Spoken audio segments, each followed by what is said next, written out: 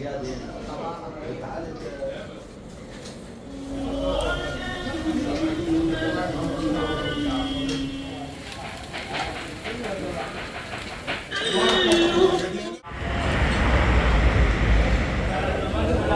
فضل الرحمن عمر ابو القص.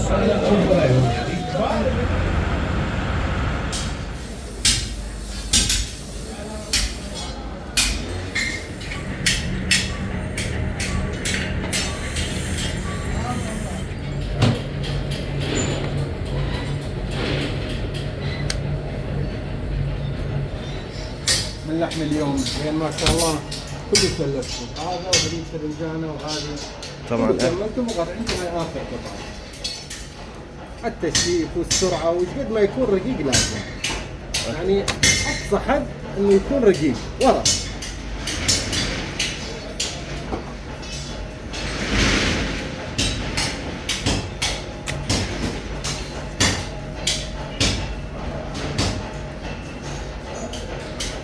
واللي يهمنا لازم يكون صح؟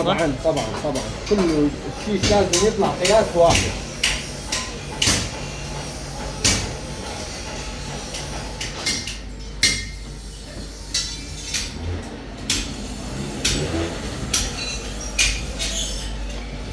تفضل هات بالك. افضل طعام. اي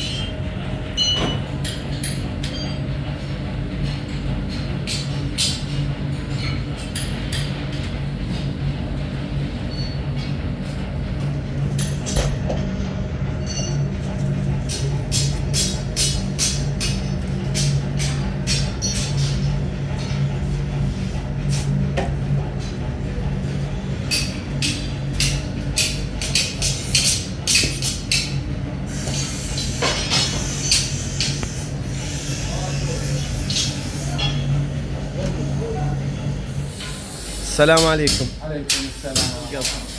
طبعا شيف علي يشرح لنا طريقة العمل القص العراقي.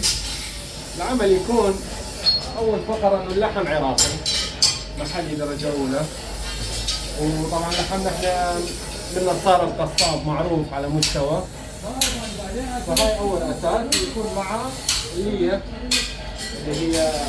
موصلي، هذا الشيء الاساس.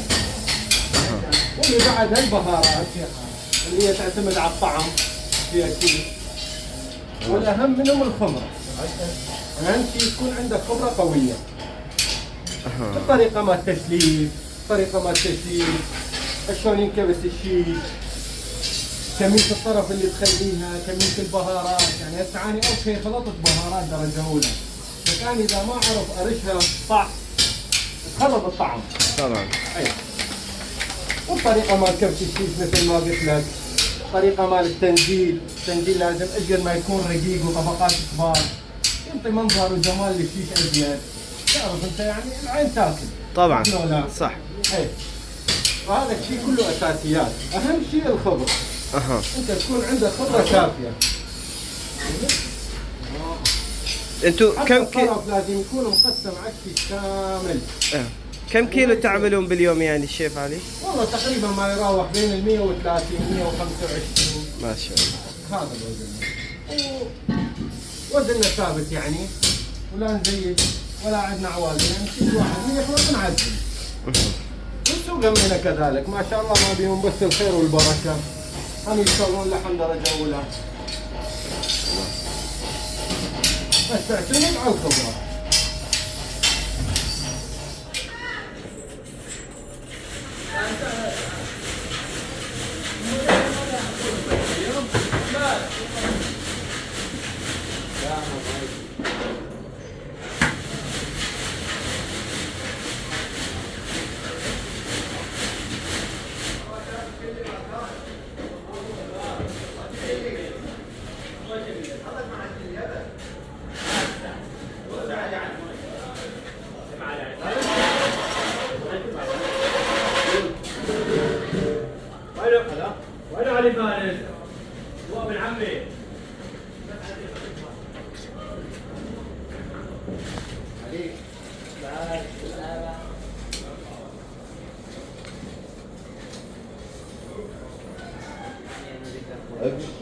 فوق.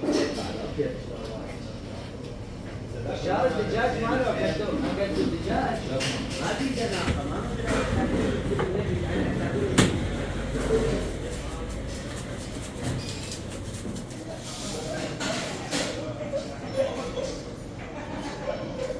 هاي لفة الختامية.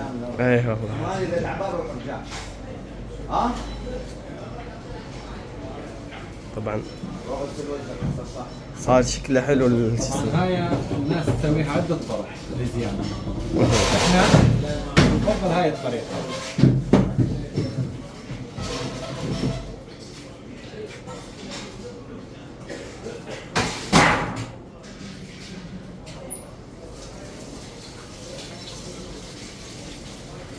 هاي الطريقة اللي تعودنا عليها رغم انهم مجربين السابقات بس لا. هاي الأفضل. لا.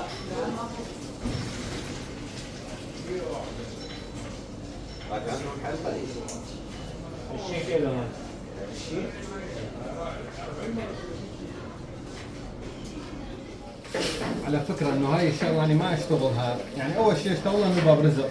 طبعا. ثاني شيء اللي هو الاساسي اشتغلها بجيول واهز. اه هاي الشغلة واهز عندي بيها حيل، فمن اجي يعني اتأخر عن باقي العالم، يعني معايا ساعتين هيجي في سبيل اتقنها بالكامل.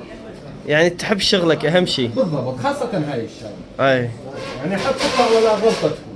لان هذا يحتاج لاتقان بالعمل مو ايه. شغلة حساسة، يراد لها خبرة قوية إلى أبعد.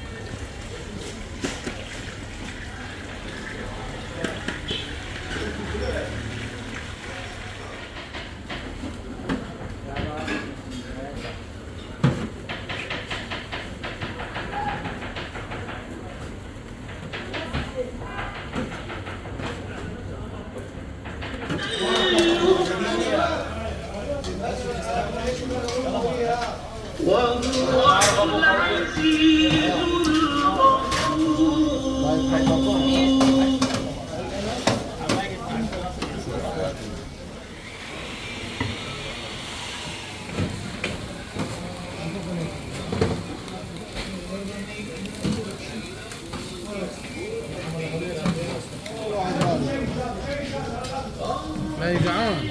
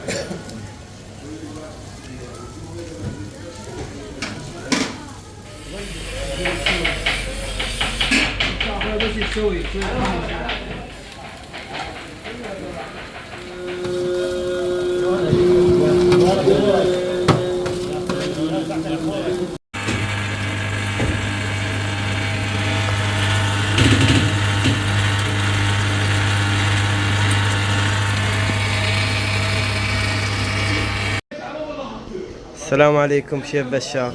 السلام ورحمة الله. تقدر تحكي لنا عن التشريب القص الموجود اللي هنا؟ والله هو التشريب القص خلينا نقول من المطابخ العصور القديمة حقيقة، يعني يرجع زمنها إلى الزمن العثماني. تميزت محافظة نينوى والموصل حصرا بهاي الأكلة. فأهل الموصل أتقنوا هاي الأكلة وأبدعوا فيها يعني بلمساتهم حقيقة، فأصبح إقبال على هاي الأكلة يعني منذ زمن طويل. خلينا نقول الموصل مثل ما نقول انعرفت بهاي الأكلة عن طريق أستاذي يعني خالد أبو القص، خلدون وزيدون اللي كنت أنا أعمل معاهم، وكل الحب والاحترام والتقدير لهم. فأبدعوا بهاي الأكلة وأصبحت مثل ما نقول اسم على هاي الأكلة، يعني اسم مميز تميزت هاي الأكلة. فبدت الأكلة تنعرف تدريجيا تدريجيا، أهل الموصل حصرا يعرفوها طبعا، بس ما شاء الله هسه يعني وصلت لجميع محافظات العراق، وصلت خارج العراق طبعا. يعني خارج العراق أنا مثلتها بالإمارات بدبي شارع المطينة حصرا، فكانت يعني لها إقبال كلش قوي. شيف بشار شنو مكوناتها يعني هاي الأكلة؟ شنو مكوناتها؟ هاي الأكلة خلينا نقول القص العراقي يتكون من فخذ العجل، احنا نسميه بالموصل لحم الحولي. فيميز عملنا بهذا الشغل هو التشريف الرقيق، تنزيل الخشن عبارة عن ينزل عن شرائح ويتخلى بالماعون، والمكونين الأساسيين هو لحم العجل وليف الغنم. ايه مع توابلنا الخاصة اللي احنا خاصين بها يعني نطحنها ونخليها، فهي اللي يميزها الأكل. يعني ساعات العمل هنا ايش قد؟ والله احنا برنامجنا احنا حاليا بالموصل القديمة براس الجسر، نعمل من الساعة 5 العصر أو 5 المغرب لحد حدود الساعة 2 3 بالليل.